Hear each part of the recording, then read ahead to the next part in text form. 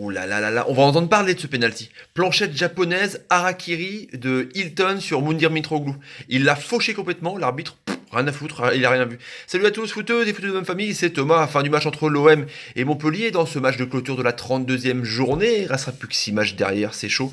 0-0, ce qui emmerde un peu les Marseillais qui perdent leur deuxième place. Ça fait longtemps qu'ils l'avaient. Du coup, c'est Lyon qui la récupère avec 63 points pour tous les deux, mais 33 buts en positif de goal average pour Lyon et 26 pour l'OM.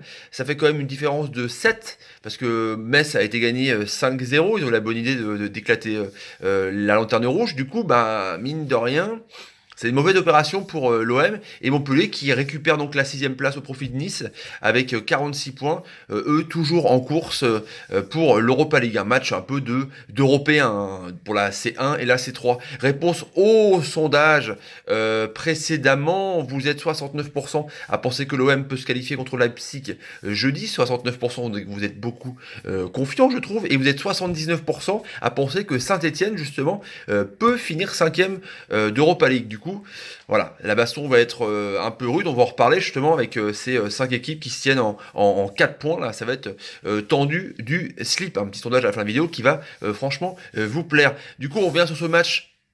On n'a pas vu un grand match de football, surtout que bah, Montpellier est coutumier du fait, c'est le 6e 0-0 de leur saison, donc eux, ils aiment bien mettre le bus, le transport d'Arzakarian, en même temps, cette défense, enfin ce 3-5-2 qui fonctionne bien, pourquoi le changer maintenant, vu que tu es quand même en haut du tableau et tu vises la petite Coupe d'Europe, voilà, même si c'est pas beau. On a vu Louis Nicolin justement parler au micro de Canal en disant on n'est pas sexy mais on s'en branle. Ben voilà, en gros, ils vont finir comme ça la saison de toute façon avec les joueurs qu'ils ont, avec donc Aguilar, Roussillon, avec Hilton, Mukele, Congré. Mukele qui est très très fort, en plus qui a une pointe de vitesse de ouf. Il a bouffé NG à la fin.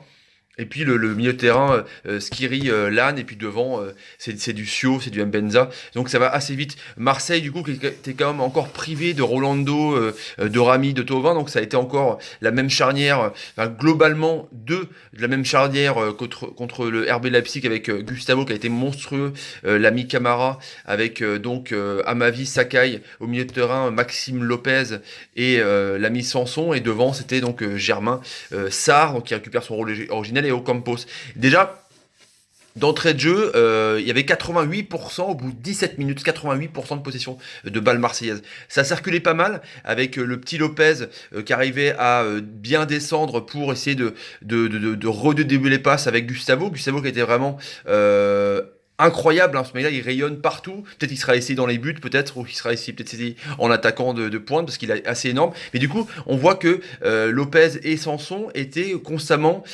obligés de repasser par derrière par le patron, en fait, Gustavo. Du coup, ça coupait un peu l'élan du jeu direct. Et il faut dire aussi que le bloc montpelliérain les a bloqués de ouf parce que c'est vraiment un mur. Dès qu'il y avait un mec à Marseille qui partait avec le ballon, il y avait direct une prise des où tu avais les latéraux, du coup, les deux latéraux ailiers, là, Roussillon et Guillard, qui arrivaient à compenser, à aider un milieu de terrain à côté de lui. Donc les Marseillais étaient un peu embêtés. Il n'y a pas eu beaucoup d'occasions, à part peut-être une occasion d'Ocampos en première mi-temps. Il y a eu quelques contres de Montpellier, de Lamicio. C'était assez, voilà, c'était que ça, quoi.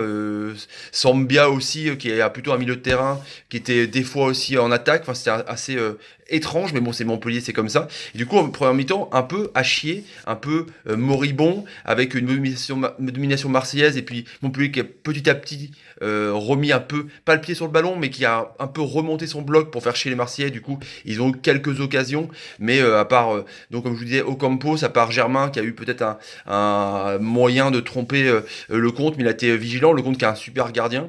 Et on voit Marseille, justement, ils ont gagné aucune victoire contre une équipe de top 8 donc pour la saison 2017-2018. Du coup ça prouve qu'ils ont quand même des complications. On savait que Lyon avait des complications pour jouer quand ils jouaient contre une équipe qui jouait bas.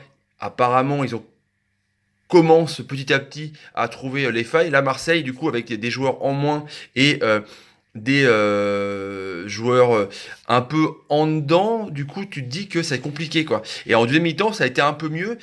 Marseille a eu plus de voilà, beaucoup plus d'occasions. Je pense à cette superbe Sanson quand il essaye de faire une superbe frappe où le compte essaie de la sauver. Après Germain sort, Mitroglou rentre, il fait une super entrée. T'as un super ballon de ça. Il fait une reprise pratiquement à bout portant. Pouf! Et le compte fait une superbe parade. Mitroglou a fait une superbe, vraiment une superbe rentrée. C'était assez intéressant. Je le voyais pas en super sub parce que il est, même s'il avait fait des bons trucs contre Toulouse, enfin, il avait marqué des buts, mais du coup, je me disais, ce mec-là, il peut aussi être remplaçant parce que, certes, c'est un grand gabarit, mais il rentre assez vite dans la partie, tu vois. Donc, il a vraiment ce rôle de super sub et il peut aussi jouer titulaire. Donc, il commence à être intéressant à monter en puissance. Et puis, tu as cette action là où Mitroglou fait un bon contrôle en pivot, il a le ballon.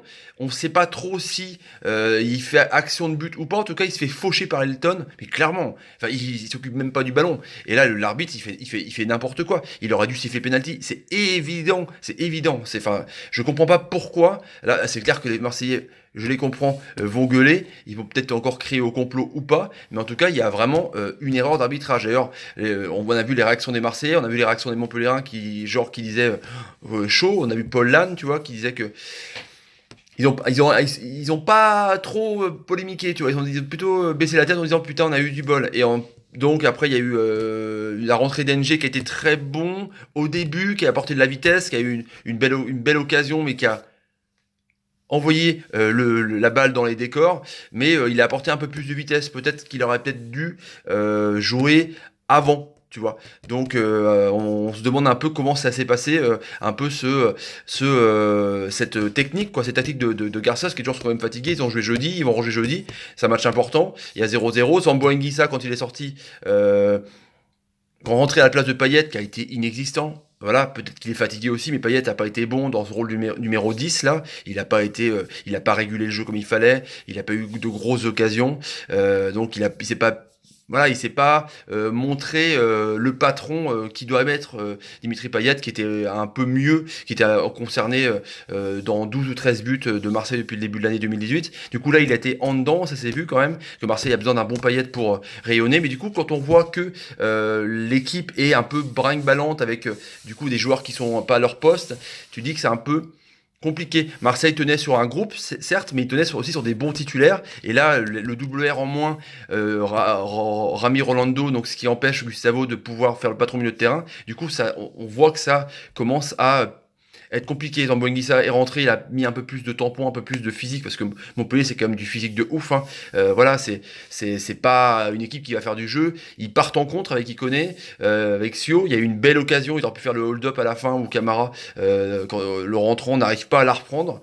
Ça aurait été dur pour les Marseillais qui ont quand même super dominé. Mais bon, quand on gagne pas un match, quand tu peux te le faire avoir en hold-up, vaut mieux essayer de ne pas le perdre. Marseille a essayé, peut-être qu'à la tête à jeudi quand même, parce qu'au Vélodrome, le stade n'était pas plein, contre l'RB Leipzig qui sera plein, du coup bah, tu dis que c'est peut-être pas un si mauvais point que ça, sans cesse que, évidemment il y a le penalty, après il faut le marquer, mais c'est clair qu'ils sont fait à moitié voler d'un penalty Marseille, mais bon, il faudra se projeter sur jeudi, se projeter sur le week-end prochain. En tout cas, voilà pour le match du soir, les amis, entre l'OM et Montpellier. Le petit sondage du soir. À votre avis, Marseille va-t-il récupérer sa deuxième place? Marseille va-t-il récupérer sa deuxième place? Hop, vous votez. Et on se répondra au sondage demain ou mardi. Demain, le grand décrassage à 17h en direct sur la chaîne Thomas Parle Foot. Je vous attends pour réagir de l'actualité de la J32, 32e journée de Ligue 1. Voilà les amis, j'espère que vous avez aimé cette vidéo. N'hésitez pas à vous abonner, à mettre des pouces, hein, comme quand Gustavo fait des passes, hein, même quand il est à l'arrière, il vous fait des passes, vous le remerciez, à vous abonner à la chaîne et à partager la vidéo, c'est le nerf de la guerre. Et à activer la petite cloche aussi pour être au courant des notifications. Voilà, j'ai tout dit les amis, j'ai dit tout mon texte. Allez, à demain, salut les amis, ciao, ciao, ciao, ciao, ciao, ciao. Mounir Mitroglou, il aurait pu être encore le héros sur ce penalty. Mais si.